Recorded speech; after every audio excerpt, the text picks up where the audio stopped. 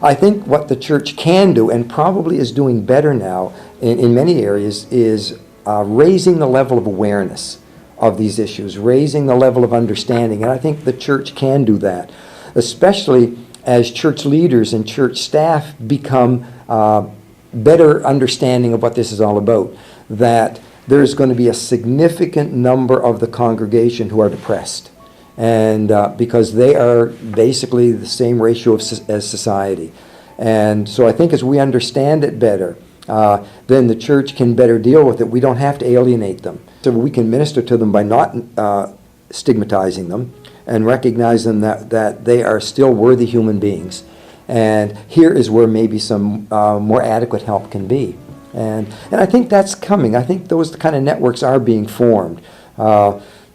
Pastors and church leaders are aware of resources in the community that may help and so on, that the church itself is not equipped, nor would we expect it to be equipped to handle. You know, if you have a heart problem and need an operation, you don't go to the church to be operated on, you go to a skilled physician. And maybe it's the same way here. But yet the church can still be a reservoir of information and of help in that area. I think that's maybe where the church can be of help to the people, and that would be invaluable. More informed churches are meeting the needs of people.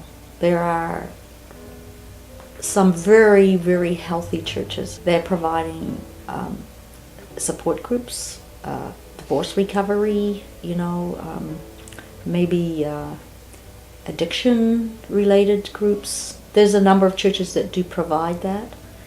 They are the more open, educated churches who believe in ministering to people wherever they are, no matter what their situation. I guess I would like to take this opportunity to commend the individuals in the churches and the parishes or whomever that's really making a concerted effort. I know in our own congregation, just 2 weeks ago, our minister talked about depression. And then the week after that was about conflict. And then the week after that was about addictions. And I'd like to really challenge the leaders in churches and denominations to just be much more aggressive and assertive and active in pursuing mental health issues and just really openly discussing and just perhaps even implementing programs that really reach the needs of the people sitting not just in their pews or the benches, but really the community. In our particular community, certain churches really do step up to the plate, which is really encouraging. We have food banks. We have one of our churches does a meal. They do 12-step programs. So I certainly see a number of churches do, but I certainly believe as an entire community we could be doing a whole lot more for making people feel that when they come in church on Sunday, that you can come as you are and be who you are, and that you'll be welcomed. And that there is actually a time and a space and a place to actually talk about that.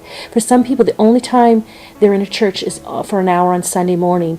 And is there any room in that service to talk about depression, addictions, my marital breakdown, parenting issues?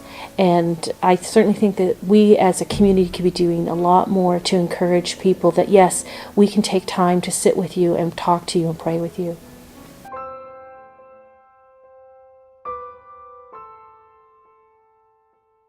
My understanding of God was really changed, I realized that I don't understand a lot about God. None of us do. He's beyond our understanding.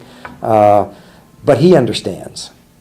And He knew what I was going through, and when the strength was necessary, it was there. I didn't get it the day before. It would be nice to get it all the day before you need it. But I find that God doesn't work that way. He gives it to us when we need it. And there was a couple incidences where, it was so obvious that He just imparted an extra measure of His grace because at that point it was really needed. And that was reassuring to me. Even the assurance that Sean was okay. That, Sean was a wonderful Christian man. We tend to think that, Christians would never do that. Christians don't get depressed. Christians would never especially commit suicide. That's not necessarily the case. And the suicide is not the unpardonable sin. And Christians can suffer from mental illness. Christians can do something that is terrible, but not unforgivable. And of course, what Sean did was terrible, in no matter how you look at it. But it's not unforgivable. And there was an assurance in my life that Sean was okay, that he was with the Lord, and no matter how terrible that deed was, God, it was not unforgivable. And that was a tremendous assurance for me. And I know, talking to other people that have suffered similar fates, they struggle with that too. Is the person okay? And that assurance that we're sorry it happened, but he's with the Lord now. That assurance was very comforting to me, and to my family, actually. I recall one of my patients who had a unusual sensation that his father was still touching one of the parts of his face, so to speak. But this person went on to do many, many, many positive things, and went on with his own life and work, etc.